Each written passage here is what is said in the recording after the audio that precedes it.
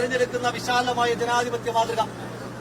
ഇന്ത്യക്ക് മുൻപ് സ്വാതന്ത്ര്യം കിട്ടിയ എത്രയോ ലോകരാജ്യങ്ങൾ ജനാധിപത്യത്തിന് തന്നെ ഏറ്റവും വലിയ മകുടോദാഹരണമായി കൽപ്പിക്കപ്പെടുന്ന രാജ്യങ്ങളിൽ പോലും തെരഞ്ഞെടുപ്പുകൾ തുടങ്ങിയ സമയത്ത് യൂണിവേഴ്സൽ അഡൽട്ട് ഫ്രാഞ്ചൈസ് നടപ്പിലാക്കപ്പെട്ടിട്ടില്ല. ഇന്ത്യ മഹാരാജ്യം രൂപീകരിക്കപ്പെട്ട് ഈ രാജ്യത്ത് നടക്കുന്ന ആദ്യത്തെ പൊതു തെരഞ്ഞെടുപ്പിൽ തന്നെ 21 വയസ്സ് പ്രായപൂർത്തി വോട്ടവകാശം എന്ന അന്നത്തെ പ്രായപരിധി പൂർത്തീകരിക്കുന്ന ഏതൊരാൾക്കും അവരുടെ സമ്പത്തിന്റെ മാനദണ്ഡമില്ലാതെ, അവരുടെ ലിംഗത്തിന്റെ മാനദണ്ഡമില്ലാതെ, അവരുടെ ജാതിയുടെ മതത്തിന്റെ മാനദണ്ഡമില്ലാതെ, മറ്റൊരു മാനദണ്ഡവും കൂടാതെ പ്രായപൂർത്തി വോട്ടവകാശം യൂണിവേഴ്സൽ അഡൽട്ട് ഫ്രാഞ്ചൈസ് നടപ്പിലാക്കിയ രാജ്യമാണ് ഇന്ത്യ മഹാരാജ്യം. അമേരിക്ക എത്ര കാലം കഴിയുമ്പോഴാണ് സ്ത്രീകൾക്ക് വോട്ടവകാശം ഉണ്ടാകുന്നത്? ഇപ്പോഴും ഭിന്നലിംഗക്കാർക്ക് വോട്ടവകാശമില്ലാത്ത എത്ര രാജ്യങ്ങൾ നമുക്ക് ചുറ്റുവട്ടത്തുമുണ്ട്. ഇപ്പോഴും രാജ്യത്തിന്റെ തലവനെ ജനങ്ങൾക്ക് തെരഞ്ഞെടുക്കുവാൻ കഴിയാത്ത എത്ര രാജ്യങ്ങൾ നമ്മുടെ അയൽപക്കത്തായിട്ടുണ്ട്. അവിടെയാണ് ഈ രാജ്യത്തെ മുഴുവൻ പൌരന്മാർക്കും രാജ്യത്തിന്റെ തലവനെ തിരഞ്ഞെടുക്കുവാൻ അവസരം കിട്ടിയത്. എന്നാൽ ഒടുവിൽ വരുന്ന വാർത്തകൾ പറയുന്നത് എന്താണ്? ഈ രാജ്യത്തെ നേരിട്ട് തെരഞ്ഞെടുക്കപ്പെടുന്ന പദവികളിൽ ഒന്നാമത്തെ പദവിയായ ഇന്ത്യയുടെ പ്രധാനമന്ത്രി പദവിയിൽ ഇരിക്കുന്ന ശ്രീ നരേന്ദ്രമോദി, അദ്ദേഹത്തിന്റെ വിജയം പോലും ആധികാരികമായിരുന്നില്ല. അത് കള്ളത്തരത്തിലൂടെ വ്യാജ വോട്ടുകളിലൂടെ നേടിയ വിജയമായിരുന്നു എന്ന് തെളിയിക്കപ്പെടുന്ന വാർത്തകൾ പുറത്തേക്ക് വരികയാണ്. നമുക്കറിയുന്ന ഉദാഹരണമുണ്ടല്ലോ. ശ്രീ നരേന്ദ്രമോദി ആദ്യത്തെ റൌണ്ടുകളൊക്കെ എണ്ണിത്തീരുമ്പോ യുപിയുടെ PCC പ്രസിഡന്റിനെതിരായിട്ടുള്ള മത്സരത്തിൽ 6000 വോട്ടിന് പിന്നിൽ നരേന്ദ്രമോദി എന്ന വാർത്ത എനിക്ക് മുന്നിൽ നിൽക്കുന്ന മുഴുവൻ മാധ്യമങ്ങളിലും പ്രധാനപ്പെട്ട വാർത്തയായി വന്ന വസ്തുതയാണ്. പിന്നീട് 1.5 മണിക്കൂറിൽ നിന്ന് വിവരവുമില്ല. പിന്നീട് നമ്മൾ കാണുന്നത് വാരണാസിയിൽ നിന്ന് നരേന്ദ്രമോദി വിജയിക്കുന്നു എന്നുള്ള വാർത്തയാണ്. അപ്പോൾ നരേന്ദ്രമോദിയുടെ വിജയം പോലും ആധികാരികമല്ല. ശ്രീ രാഹുൽ ഗാന്ധി അദ്ദേഹം പുറത്തുവിട്ട വാർത്ത എന്താ? നമ്മളോടൊക്കെ ഇപ്പോ പഞ്ചായത്ത് തെരഞ്ഞെടുപ്പുമായിട്ട് ബന്ധപ്പെട്ട് വോട്ടർ പട്ടികയിൽ പേര് ചേർത്ത ആളുകളാണ് നമ്മൾ ഓരോരുത്തരും. നമ്മളോട് നമ്മുടെ പേര് ചോദിക്കുമ്പോൾ നമ്മൾ അഭിമാനത്തോടു കൂടി നമ്മുടെ പേരെഴുതി. അച്ഛന്റെ പേര് ചോദിക്കുമ്പോൾ അതിനേക്കാൾ അഭിമാനത്തോടെ അച്ഛന്റെ പേരെഴുതി. അമ്മയുടെ പേര് ചോദിക്കുമ്പോൾ അതിനും അഭിമാനത്തോടെ നമ്മൾ അമ്മയുടെ പേരെഴുതി. എന്നാൽ നരേന്ദ്രമോദിയെ ജയിപ്പിച്ച, സുരേഷ് ഗോപിയെ ജയിപ്പിച്ച BJPക്കാർക്ക് അച്ഛന്റെ കോളമെടുക്കുമ്പോ PQRST എന്നാണ് പേര്. അമ്മയുടെ പേരെഴുതാൻ പറയുമ്പോൾ കാച്ചാട്ടാത്താപ്പ എന്നാണ് എഴുതുന്നത്.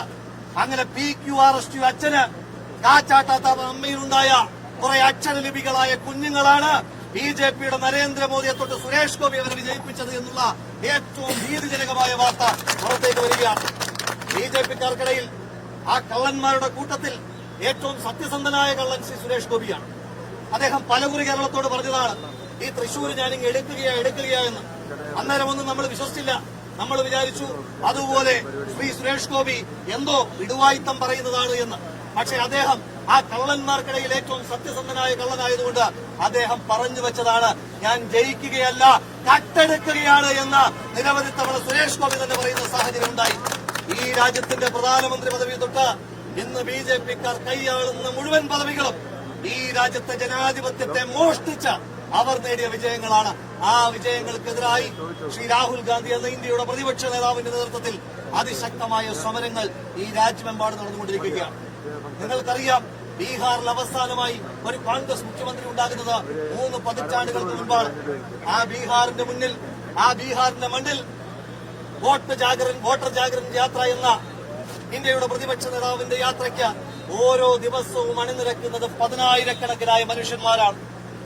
ഇന്ത്യൻ നാഷണൽ കോൺഗ്രസിന്റെ രാഷ്ട്രീയമായി വേരോട്ടമില്ലാത്ത പ്രദേശങ്ങളിൽ പോലും ശ്രീ രാഹുൽ ഗാന്ധി എന്ന ഇന്ത്യയുടെ പ്രതിപക്ഷ നേതാവിനെ കേൾക്കുവാൻ, ഈ രാജ്യത്തിന്റെ തകർന്നു പോകുന്ന ജനാധിപത്യ വ്യവസ്ഥയെ തിരികെ പിടിക്കുവാൻ ഈ രാജ്യത്തെ ജനങ്ങൾ ബീഹാറിന്റെ രൂപത്തിൽ ഒഴുകിയെത്തുന്ന കാഴ്ച നമ്മൾ കണ്ടുകൊണ്ടിരിക്കുകയാണ്. ഈ സമരങ്ങൾക്ക് സന്ധിയില്ല.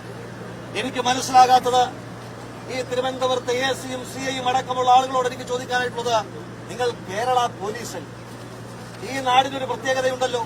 ഈ നാടിന്റെ പ്രത്യേകത മതേതരത്വത്തെ മുറുകെ പിടിക്കുന്ന നാടാണ്. വർഗീയത എങ്ങനെയൊക്കെ വേരൂന്നുവാനുള്ള ശ്രമങ്ങൾ നടത്തിയാലും അതിനെ പരാജയപ്പെടുത്തിയ നേമവും മഞ്ചേശ്വരവും പാലക്കാടും അടങ്ങുന്ന ഈ കേരളത്തിൽ നിങ്ങൾ ശ്രീ പിണറായി വിജയൻ എന്ന കേരളത്തിന്റെ മുഖ്യമന്ത്രിയുടെ ആഭ്യന്തരമന്ത്രിയുടെ കീഴിലുള്ള പോലീസാണ് എങ്കിൽ നിങ്ങൾക്ക് എന്തിനാണ് അമിത്ഷായ്ക്കും നരേന്ദ്രമോദിക്കും എതിരായുള്ള പ്രതിഷേധത്തെ കാണുമ്പോൾ ഇത്രയേറെ അസ്വസ്ഥതയുണ്ടാകുന്നത്?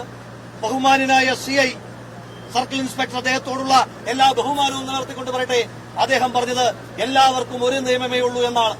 ബഹുമാനപ്പെട്ട CI, അങ്ങയോട് ഞങ്ങൾക്ക് ഏതെങ്കിലും നിയമത്തിന്റെ ഇളവ് ഞങ്ങൾ ചോദിച്ചിട്ടില്ല. അങ്ങേക്ക് നിയമപരമായി ചെയ്യുവാൻ കഴിയുന്ന മുഴുവൻ കാര്യങ്ങളും ചെയ്യുവാനുള്ള പൂർണ്ണമായ സ്വാതന്ത്ര്യം ഇന്നത്തെ ദിവസം വരെ ഈ രാജ്യത്തുണ്ട്. നാളെയും ആ സ്വാതന്ത്ര്യം നിലനിർത്തുവാൻ വേണ്ടിയിട്ടാണ് ഞങ്ങൾ ഈ പോരാട്ടവുമായി വരുന്നത്. അങ്ങയ്ക്ക് അങ്ങയുടെ കൃത്യനിർവഹണം നടത്തുവാനുള്ള സ്വാതന്ത്ര്യമുള്ളതുപോലെ ഞങ്ങൾക്ക് ജനാധിപത്യപരമായി പ്രതിഷേധിക്കുവാനുള്ള സ്വാതന്ത്ര്യവും ഈ രാജ്യത്തുണ്ട് എന്ന് ബഹുമാനപ്പെട്ട പോലീസ് ഇൻസ്പെക്ടർ മനസ്സിലാക്കേണ്ടതായിട്ടുണ്ട്. അതുകൊണ്ട് ഞങ്ങൾ നിങ്ങളോട് ഔദാര്യം ചോദിച്ചു വന്നവരല്ല, ഞങ്ങൾ നിങ്ങളോട് ആനുകൂല്യം ചോദിച്ചിട്ടുമില്ല. ഒരു കാലത്തും ഇന്ത്യൻ യൂത്ത് കോൺഗ്രസ് കേരളത്തിലെ പോലീസിന്റെ, അത് ഭരിക്കുന്ന ഏത് പാർട്ടിയായാലും ശരി തന്നെ, കേരളത്തിലെ പോലീസിനോട് അനുകമ്പയോ ആനുകൂല്യമോ ഔദാര്യമോ ചോദിച്ചിട്ട് പ്രവർത്തിക്കുന്ന സംഘടനയല്ല. അതുകൊണ്ട് നിങ്ങളുടെ അത്തരത്തിലുള്ള ഒരു ഔദാര്യവും ഞങ്ങൾക്ക് വേണ്ട. ഞങ്ങൾ നിയമത്തിന്റെ പരിരക്ഷ ഉപയോഗിച്ചുകൊണ്ട് ജനാധിപത്യപരമായി പ്രതിഷേധിക്കുമ്പോൾ നിങ്ങൾക്ക് അതേ നിയമത്തെ ഉപയോഗിച്ചുകൊണ്ട് ആ പ്രതിഷേധങ്ങൾക്കെതിരായി നിയമപരമായി ചെയ്യുവാൻ കഴിയുന്ന കാര്യങ്ങൾ ചെയ്യാം.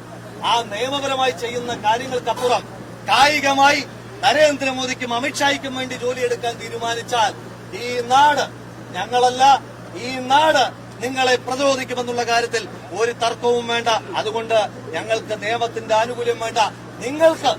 നിങ്ങൾക്കും സ്വതന്ത്രമായി ജോലി ചെയ്യുവാൻ, ഈ എന്റെ മുന്നിൽ നിൽക്കുന്ന മാധ്യമപ്രവർത്തകർക്ക് നിഷ്പക്ഷമായി സ്വതന്ത്രമായി മാധ്യമപ്രവർത്തനം നടത്തുവാൻ, ഞങ്ങൾക്ക് സ്വതന്ത്രമായി രാഷ്ട്രീയ പ്രവർത്തനം നടത്തുവാൻ വേണ്ടിയിട്ടുള്ള ഈ വലിയ ധർമ്മ പോരാട്ടം, അത് അങ്ങയുടെ ഷീൽഡിൽ തടയപ്പെടുന്ന ഒന്നാണ് എന്ന തെറ്റിദ്ധാരണ അങ്ങയ്ക്കുണ്ട് എങ്കിൽ, ആ ഷീൽഡ് കാണുമ്പോൾ ഞങ്ങൾ ഒന്ന് പ്രതിരോധിക്കപ്പെടുന്നുണ്ട് എങ്കിൽ അത് അങ്ങയുടെ ഷീൽഡിന്റെ കരുത്തുകൊണ്ടാണ് എന്ന് അങ്ങ് തെറ്റിദ്ധരിക്കരുത്. ഈ രാജ്യത്തെ നിയമ സംവിധാനങ്ങളോട്, ഈ രാജ്യത്തെ ഭരണഘടനയോടുള്ള ഞങ്ങളുടെ കൂറുകൊണ്ടാണ്, അതിനപ്പുറം അങ്ങയുടെ മസിൽ പവർ കൊണ്ടാണ് സമരങ്ങളെ തടുത്തു നിർത്തുന്നതെന്നുള്ള തെറ്റിദ്ധാരണ അങ്ങയ്ക്കുണ്ടെങ്കിൽ ഈ കേരളത്തിന്റെ മണ്ണിൽ, അത് യൂത്ത് കോൺഗ്രസ് എന്ന് പറയുന്നില്ല, ഒരു യുവജന സമരവും ഒരു വിദ്യാർത്ഥി സമരവും അങ്ങനെ ഏതെങ്കിലും പോലീസ് ഉദ്യോഗസ്ഥന്മാരുടെ ഉരുക്കുമുഷ്ടിക്ക് മുന്നിൽ പ്രതിരോധിക്കപ്പെട്ടിട്ടില്ല എന്നുള്ള ചരിത്രം അങ്ങയെ കൂടി ഓർമ്മപ്പെടുത്തിക്കൊണ്ട്, നാളെ അങ്ങ് ചെയ്യുന്ന വോട്ടും അങ്ങ് ആർക്കാണോ വോട്ട് ചെയ്തത് ആ ആൾക്ക് തന്നെ ലഭിക്കുവാൻ, ആ ആൾ തന്നെ അങ്ങയുടെ പ്രതിനിധിയാകുവാൻ വേണ്ടി നടത്തുന്ന ഈ ധർമ്മ പോരാട്ടത്തിന് അങ്ങയുടെ കൂടി പിന്തുണ ഉണ്ടാകേണ്ടതാണ്. അതിനപ്പുറം RSSന്റെ BJPയുടെ അജണ്ടയാണ് നിങ്ങൾ നടത്തുവാൻ ഉദ്ദേശിക്കുന്നതെങ്കിൽ അതിനെ രാഷ്ട്രീയമായി തന്നെ ഞങ്ങൾക്ക് കൈകാര്യം ചെയ്യാൻ നല്ല വൃത്തിയായി അറിയാമെന്ന് മാത്രം സൂചിപ്പിച്ചുകൊണ്ട്, ഈ സമരം ഇതൊരു സമരമല്ല, സമര പരമ്പരയാണ്. ഈ സമര പരമ്പരയുടെ തിരുവനന്തപുരം ജില്ലയുടെ ജില്ലാ യൂത്ത് കോൺഗ്രസ് കമ്മിറ്റിയുടെ ഈ സമരത്തെ ഔപചാരികതയുടെ പേരിൽ ഉദ്ഘാടനം ചെയ്ത് അറിയിച്ചുകൊണ്ട് നിർത്തുന്നു. നന്ദി, നമസ്കാരം. ജയ് ഹിന്ദ്, ജയ് യൂത്ത് കോൺഗ്രസ്.